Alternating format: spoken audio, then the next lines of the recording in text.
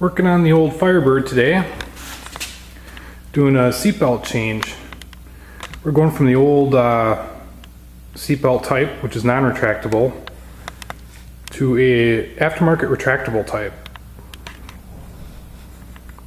You see that piece there, that actually went along the headliner. You would tuck the old belt up into it. So this car originally had a piece like this, and it went inside here. And every time you're done using that shoulder belt, you would have to stuff it back up here. I don't want to deal with that, so I'm going to go with this Morris aftermarket belt kit. When I got the car, the shoulder belts were not installed. I do have them, and I save all the original pieces. And as a note, I am going to be changing this interior to black, of course saving all the original interior pieces. So the black belt color suits me fine. And I found you don't even have to take the seats out for this change up. I'll just unbuckle it and move it forward.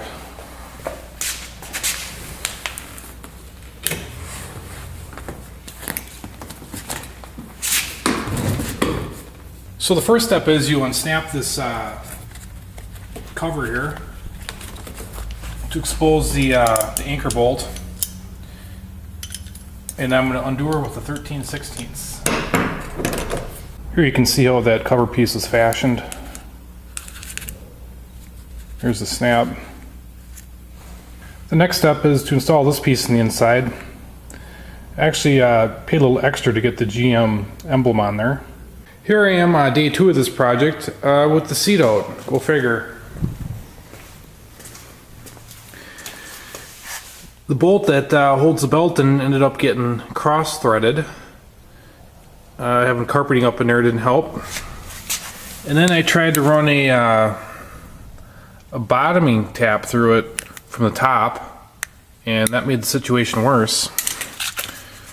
So I'm going to try to run a starter tap from the bottom, and we'll see if I can get those threads cleaned up. Alright, I got the tap to go through from the bottom, clean it up, then I was able to get this tap on the top side. And now I'll make another attempt at bolting that belt in there. Alright, I got my bolt started. I'm just going to kind of center the bolt head in the hole, position the belt how I want it, obviously matching the other side. And now I'm going to crank it down. You'll see this plastic just crush on here. I got my torque wrench in here now, and I'm going to torque this to the manufacturer's recommended spec, provided plug. And that's done. Now I'm going to go ahead and take the inside belt out.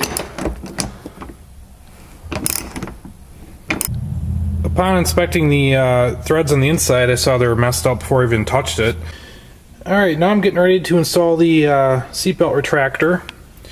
It's actually one piece, and that one floor mount handles both of the securing points. And you can see I have it laid out. You want to be careful when you install this so you don't get any twists in it. And when I put this in, it's basically going to go on the floor like this. And the flat side is going to be towards the seat. When you're looking at that, you'd think, isn't that going to hit the door?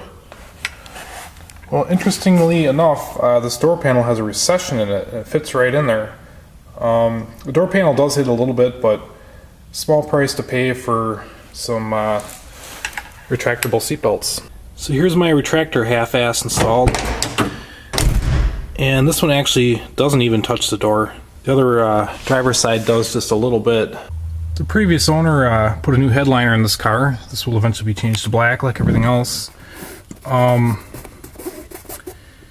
And if you feel around, you can actually feel the two bolt bosses built into the car. So I'm going to go ahead and expose those with a X-Acto knife. Here's what it looks like exposed. I'm going to run a tap in there to clean up those threads as well, just to be sure. Now that that's handled, I'm going to slip this trim piece onto the belt and bolt it into place. I have the top piece torqued to the manufacturer's spec, and I'll go ahead and close up this trim piece, or at least attempt to. There we go. There's a look at what that looks like. Okay, the seat is reinstalled. Now we're ready for the acid test.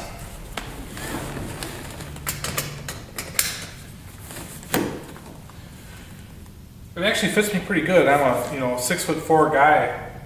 I was worried it was going to chafe on my neck, but it's not hitting that. Nor does it on the driver's side. So actually pretty happy with this aftermarket seatbelt kit. We'll see how it stands up to the test of time.